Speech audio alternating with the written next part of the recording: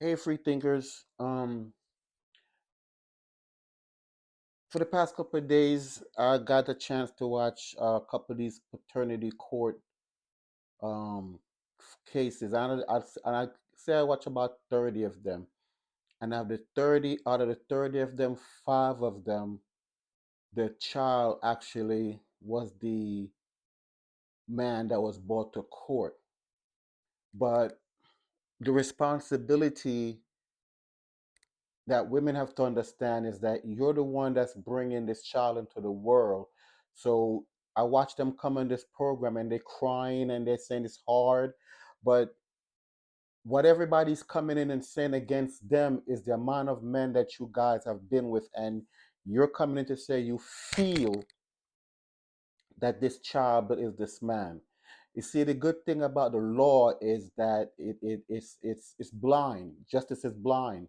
It's facts and details, and based on the facts and the details is how the judge makes their decision. And in this case, it's the DNA test.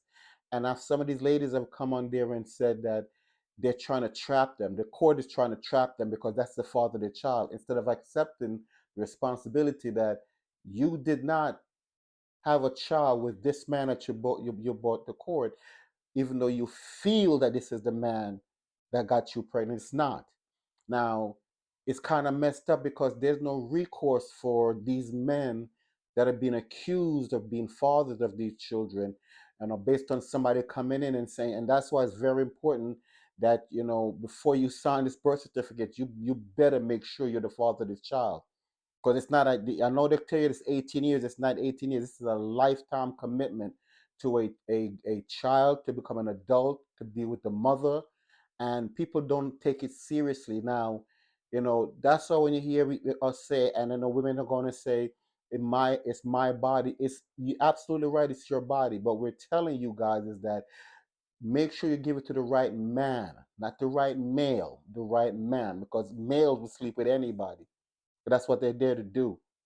But I've seen a couple episodes where this went from one to five men, and in a week, this woman slept with three of them in one week and two on the weekend.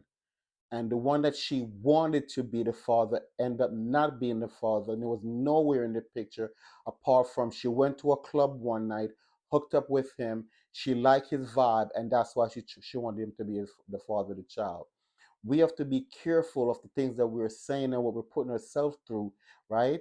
But there's no recourse for some of these men that have been labeled the father. The court take your license, they'll take your livelihood away, they'll take everything away from you if you don't pay child support, even though you're telling them that this child is not mine.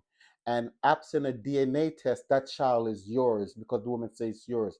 So, man, I'm telling you this: if this comes up with you, make sure before you sign the birth certificate that this is your child, because a lot of these women, when they come in these shows, they're crying and they're saying that that's my past, but because of your past is why we're here right now, right? So we have to take responsibility when we sit there and say, that's my past, I shouldn't be judged by my past, but your past is why we're here now, because now there's other stones that get overturned to show that what you have been doing, and you're crying, and say people try to embarrass you. This is the point where you're embarrassing yourself. So ladies, you got to make better choice in the males that you select, and not the men, the male that you select, to have a feeling with that night, and that's the one who feels the father may not be the father because of your bad selection. And trust me, your past does dictate your future, because it's going to always be thrown in your face when it comes to child support. Free thinkers.